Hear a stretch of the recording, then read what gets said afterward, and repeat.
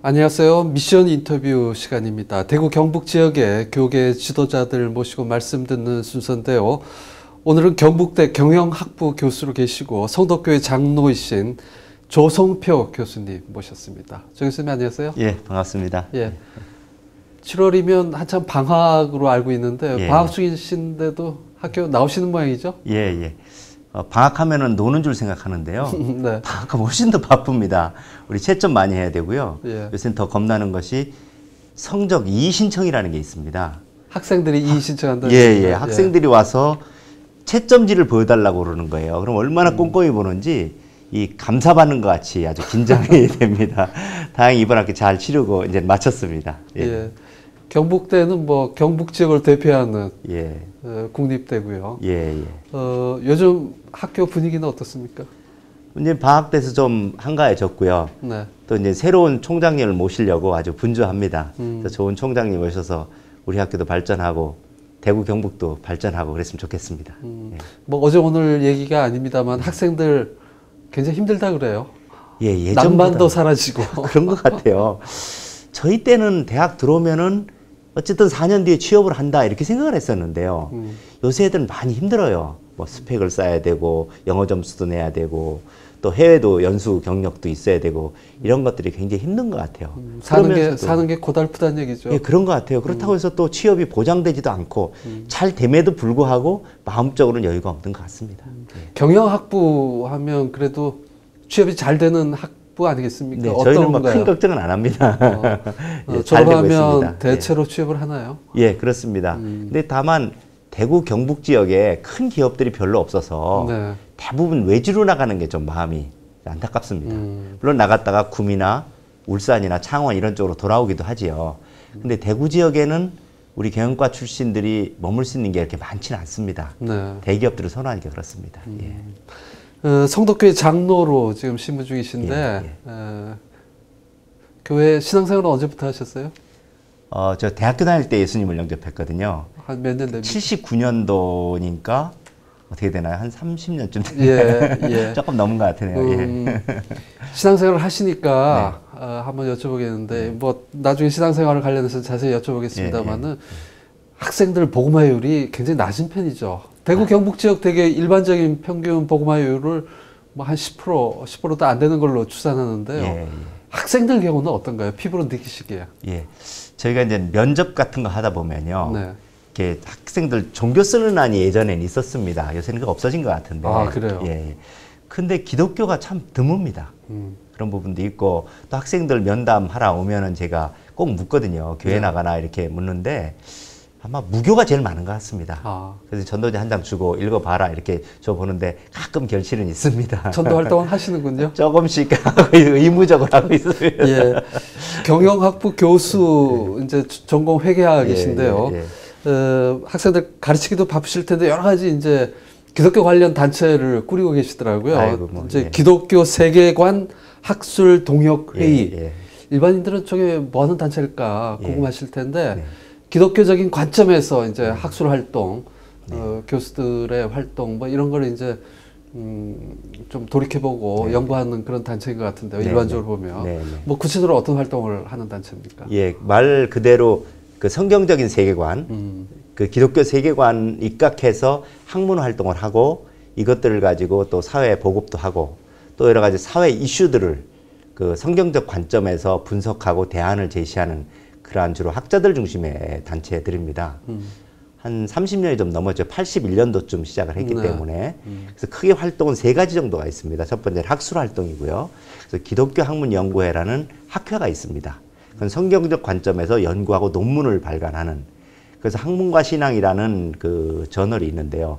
그 학술지가 우리나라에서 등재지 A급 저널입니다. 그래서 다 연구 업적이 인정되는 거고 아주 학회도 성대하게 잘 하고 있습니다. 두 번째는 운동하는 부분이 있습니다. 거기는 이제 월드뷰라는 잡지가 발행되면서 최근에 여러 이슈들을 성경적 관점에서 분석해서 대안들을 내는 그래서 일반인들에게 특히 목사님들이나 또 정치인들이나 이런 분들에게 보내서 어떤 우리나라 사회의 여러 이슈들을 성경적인 관점에서 해결하고자 하는 것들이 있고요. 그 다음에 교육 분야가 있습니다. 교육 분야가 있어서 세계관 학교 또 뭐 기독교 미디어 아카데미 이런 것들을 해서 이제 우리 학생들을 양성하고 있습니다. 이게 세 개가 이제 가장 중요한 기관이고요. 이 독립적으로 운영되는 기관이 두 개가 있습니다. 그래서 CUP 출판사가 있고 네. 또 양승훈 교수님이 나가 계시는 귀우라고 밴쿠버에 우리 기독교 세계관 대학원이 있습니다. 그것을 캐나다에서 운영을 하고 있습니다. 일반적으로 잘 안 알려진 그런 단체임에도 불구하고 교수님들 이렇게 열심히 하시는군요. 네, 우리도 뭐 하나님께 학문의 소명을 받았으니까 참 성경적인 진리에 따라 하는 건 굉장히 큰 기쁨과 즐거움이 있습니다. 최근에 네. 여러 가지 활동을 하고 계신데 연구 활동 가운데 그 이슈가 됐던 적, 네. 뭐 좀 중요한 포인트를 하나 짚어주신다면 어떤 게 있을까요? 예를 들면 통일 문제 같은 것도 있고요. 그렇죠. 또 유비쿼터스 이런 사회에서 어떻게 해야 되는지 네. 그런 문제들도 있었고요.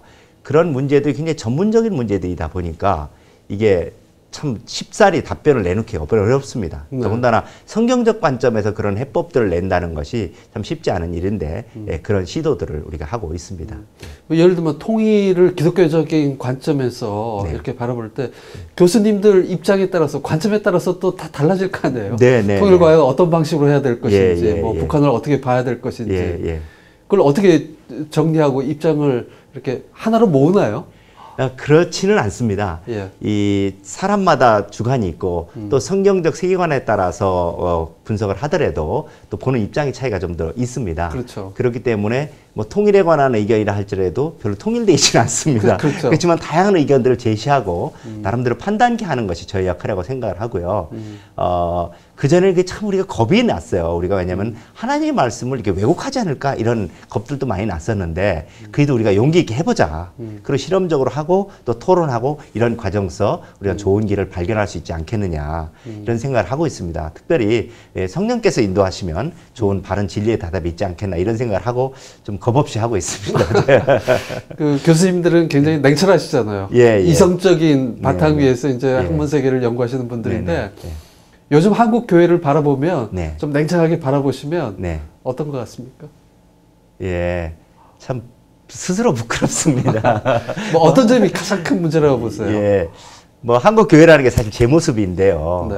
그런데 세계관적 관점에서 보면 이런 말이 있잖아요. 그 전에 들은 얘기인데 미국에 가면은 교회는 크리스천들이 별로 없는데 밖에 나오면 많은 것 같고 한국에는 교회 가면은 크리스천들이 많은데 밖에 나가면 별로 없는 것 같다. 뭐 이런 얘기들을 하지 않습니까? 굉장히 확 와닿는 예, 아주 말씀이시네요. 오래전에 들은 얘기긴 한데 그게 이제 저는 이 세계관 연구가 우리 내부에 대한 선교라고 생각을 합니다.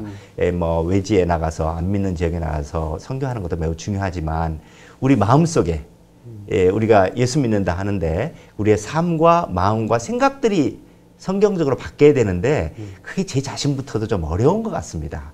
그래서 우리 세계관 운동은 이렇게 우리의 내부에 대한 선교라고 생각을 해서요.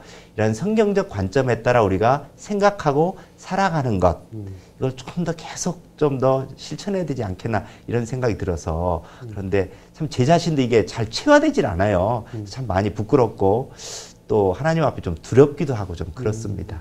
요즘 뭐 세계화 합니다만은 한국 교회 이렇게 바라보면 어떻습니까? 아까 미국 말씀 조금 해주셨는데 물론 이제 신학적인 입장은 신학대학에 있는 교수님들께서 이제 신학적인 입장에서 여러 가지 신학의 입장이라든지 관점 이런 거 정리하게 하시겠습니다만 세계관적인 입장에서 볼 때도 한국 교회가 많이 좀 뒤처지는 부분들이 많이 있죠. 너무 우리 한국적인 게 어떨 땐 좋을 때도 많이 있습니다만은 좀 부정적인 그런 요소도 있지 않겠습니까? 어떻게 보세요?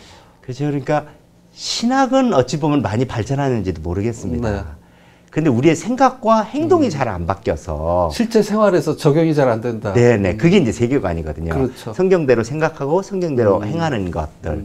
그래서 그것들이 근본적으로 변화되고 우리가 회개하고 그 말씀에 따라 사는 거기에 또 희생이 뒤따르거든요. 그런 것들이 필요하지 않나 이런 생각을 합니다. 전공이 회계학이시니까 이와 관련해서 좀 여쭤보면 돈 문제 기독교인들이 많이 부딪힐 때가 있잖아요. 과연 돈을 어떻게 벌어야 되고 또 어떻게 써야 되는지 회계학적인 그 경영학부 교수님으로서 좀 말씀을 해주신다면 어떨까요? 우리 한국 교인들의 실제적인 삶 속에서 굉장히 돈 문제와 관련해서도 기독교인들이 문제가 될 경우가 많은데. 제가 86년도에 경북대학으로 왔습니다. 근데 그때 왔을 때 제가 처음 들었던 생각이 어떤 생각이 들었냐면 제가 회계학을 공부하니까 어떤 사람은 회계학을 회계학으로 이렇게 오해하는 분도 있지만 회계 어카운팅을 공부하고 있습니다. 그런데 제가 이 전공으로 하나님께 어떻게 영광을 돌릴까 이런 생각을 하게 됐어요. 네. 지금 생각해 보면 왜 그런 생각을 했는지 잘 모르겠어요. 근데 제가 생각에는 아마 굉장히 감사했던 것 같아요. 이 경북대학에 오게 됐던 것 같아요. 그래서 내가 하나님께서 이렇게 참 은혜를 주셨는데 이걸 어떻게 보답할까 이런 생각이 들지 않았나 이런 생각을 합니다. 그래서 그때부터 조금씩 크리스천의 재정 관리에 대해서 공부를 조금씩 했습니다. 근데 사실 아까 삶이 받게 된다고 말씀을 드렸는데 삶 중에 가장 구체적인 것이 돈입니다. 돈은 삶의 여러 부분 중에 하나지만은 가장 구체적으로 나타난다는 것이거든요. 근데 우리 스스로가 저는 재물에 대해서 저도 그렇고 다른 분도 그렇고 상당히 좀 심각하게 좀 병이 들어있다. 저는 그렇게 생각을 합니다. 그래서 이것을 빨리 우리 속된 말로 돈독이 들었다 이렇게 얘기를 하는데요. 그걸 뽑아내야 될 텐데 그런 것들에서 조금 우리가 물러나 있을 필요가 있지 않나 이런 생각이 들어서 흔히 뭐 돈의 노예가 돼 있다 이런 표현을 물신주의 이런 얘기를 많이 하지 않습니까? 예수님을 믿어도 돈 벌기 위해서 믿고 물론 하나님께서는 좋은 복으로 채워주시고 돈을 벌게도 하십니다. 근데 그게 목적은 아니거든요. 그런데 그런 것들이 너무 심화되어 있지 않나 이런 생각을 합니다. 기부 행위 같은 것도 이렇게 생활화 안 돼 있잖아요. 좀 덜하죠. 오히려 헌금은 잘하는 것 같은데 기부, 나눔, 하나님께서 우리에게 재물을 주신 목적은 우리의 기본적인 필요로 해서 쓰라는 것과 다른 하나님의 사역으로 해서 쓰는 거거든요. 하나님의 사역은 크게 두 가지입니다. 헌금하고 나눔인데 헌금은 우리나라 크리스찬들은 훈련이 잘 돼 있어요. 근데 나눔, 여기 좀 약한 것 같아요. 그 차이가 어디 있다고 봤어요? 그러니까 11조, 또 감사헌금, 이거는 뭐 세계 어느 나라보다 잘한다고 그렇죠, 보거든요. 잘하죠. 교회가 굉장히 부자잖아요. 그래서 근데 사회적으로 이제 교회 바깥에 나가면 기부 행위 한다든지 나눔 실천 이런 거를 같이 하는 거에 대해서는 약하죠. 좀 보이지 않는.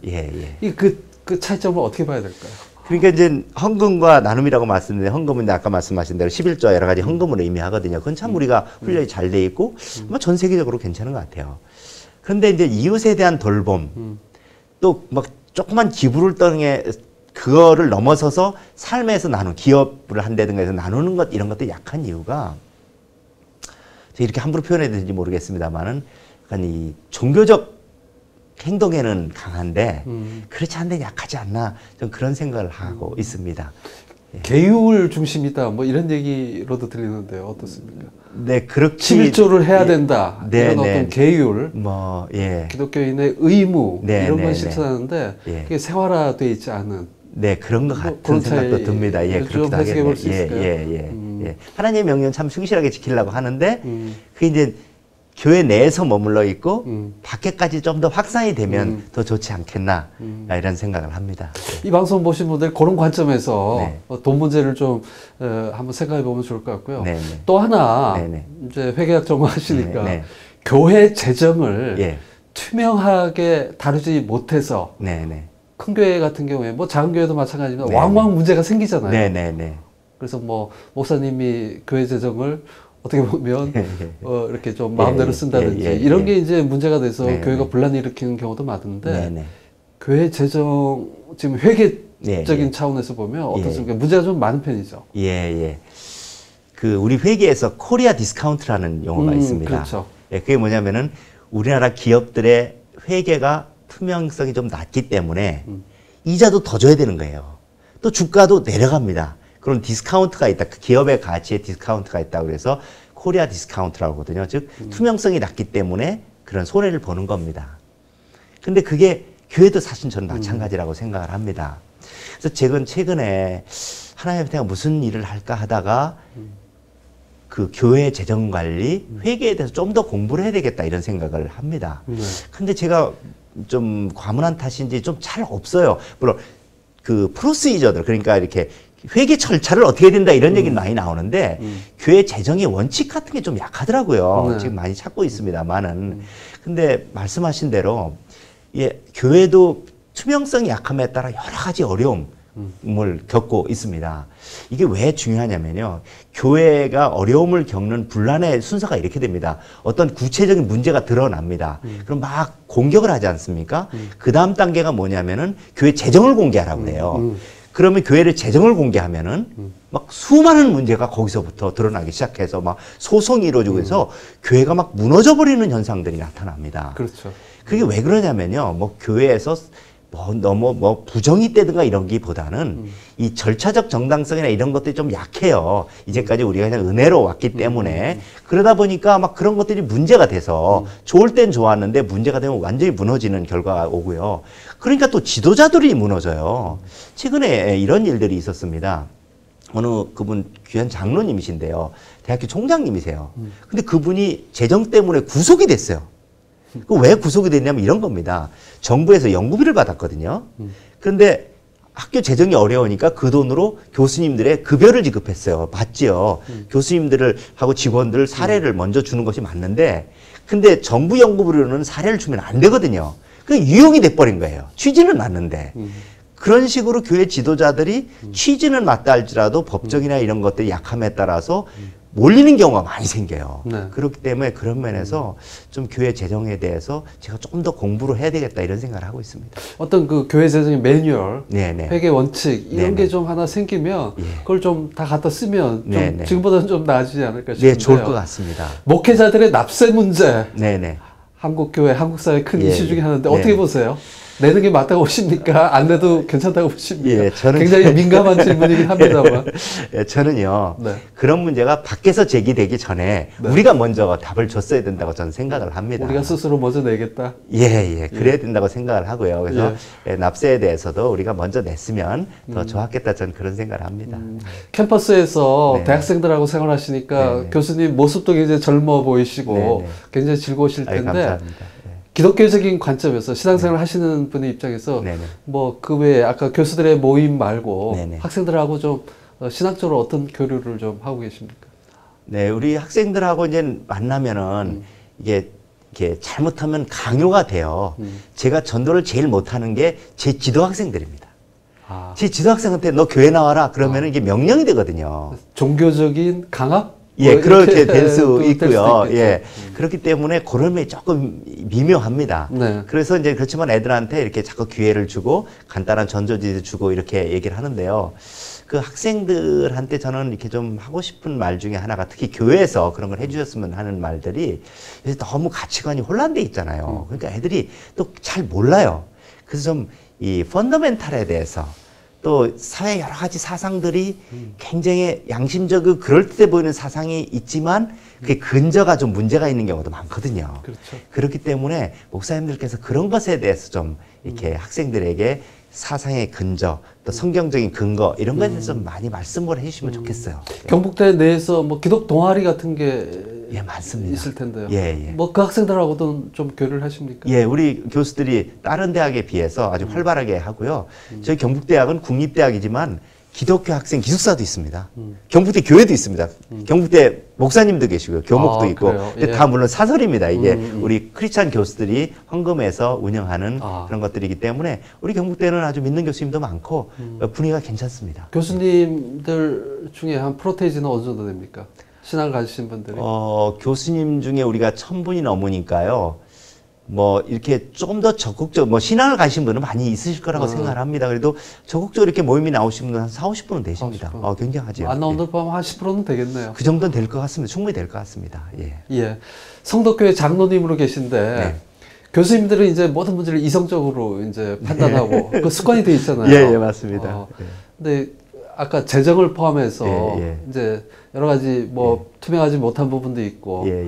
이제 이성적으로 안 맞는 부분도 있잖아요. 네. 그런 부분을 장로로서 어떻게 잘 이렇게 조화를 이뤄 가십니까? 네. 신앙생활을 어떻게 하시는지요? 예.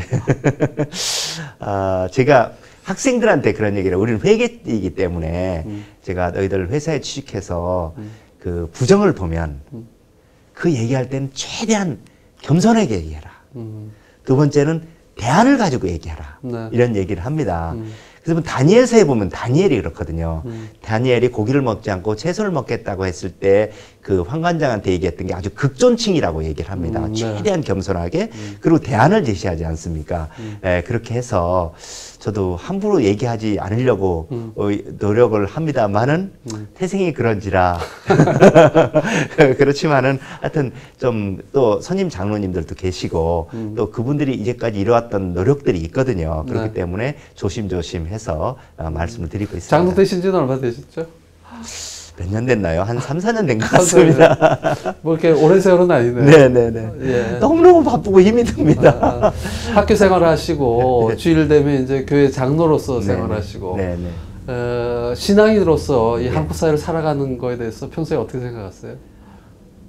한국 사회가 하나님의 복을 참 많이 받은 것 같아요. 참 많이 받았는데 그 은혜를 좀 잘 모르는 것 같은 생각이 들어요. 저 얼마 전에 선교사님께서 저한테 이제 몇 년 됐어요, 참. 그게 이제 한국 사회 이렇게 발전했는데 한국 교회가 어떤 역할을 했는가에 대해서 좀 갈려달라고 그러는데 제가 잘 모르겠더라고요. 초기에는 예. 우리 근대화 될 때 초기에는 기독교 역할이 굉장히 지대했잖아요. 예, 많았어요. 많았는데 근데 그런 문헌이 잘 없습니다.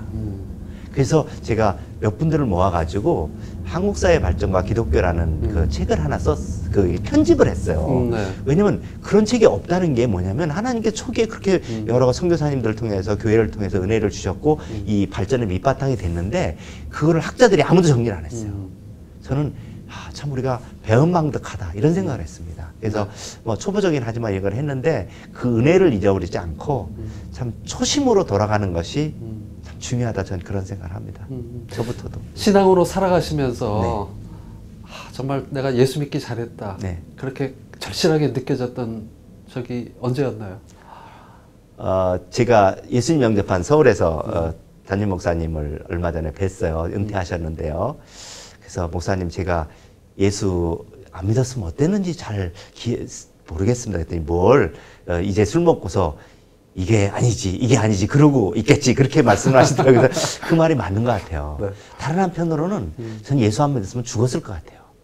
왜냐면 제가 일벌레라서 주일날을 끊으려고 굉장히 노력하거든요. 주일을 하루 그날 끊고 쉬는데 아마 제가 예수 안 믿었으면 주일까지 일했을 겁니다. 그럼 저는 아마 죽었을 겁니다. 워커홀릭이라고 하는 예, 그렇죠. 그렇기 때문에 참 예수 믿는 것이 저희 삶에 있어서 가장 잘한 판단 중에 하나. 제 대학교 3학년 때인데요. 저 그런 것 같습니다. 예. 네. 뭐 교수님 말씀 나누다 보니까 뭐 참 들을 말씀도 많고. 아닙니다. 특히 이제 회계 돈과 관련해서도 예, 우리가 예. 오늘 좋은 도움의 말씀을 들었는데요. 시간이 다 됐습니다. 아이고, 예. 그래서 성경 구절 가운데 네네.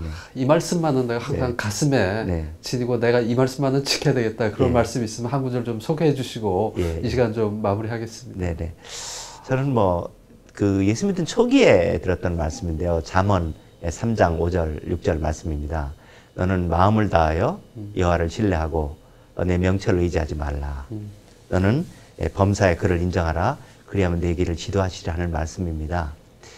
저도 고집이 세가지고 제 고집대로 하려는 그 성향이 강한데 그럴 때마다 이 말씀을 기억하고 네. 했더니 이게 제 간증이 돼버렸어요. 하나님께서 이렇게 나도 모르는 사이에 인도하셨구나 이런 생각이 들어서 앞으로도 이 말씀을 새기고 살까 이렇게 생각하고 있습니다. 네, 오늘 말씀 잘 들었고요. 교수님으로 인해서 이 경북대 복음화 이율에도 좀 큰 도움이 되길 예, 저도 바라고 그렇습니다. 교수님을 통해서 또 한국 교회가 또 재정 문제 네, 아까 네. 연구 많이 하신다고 그러셨는데 네, 네. 예. 좋은 발표를 하셔서 네.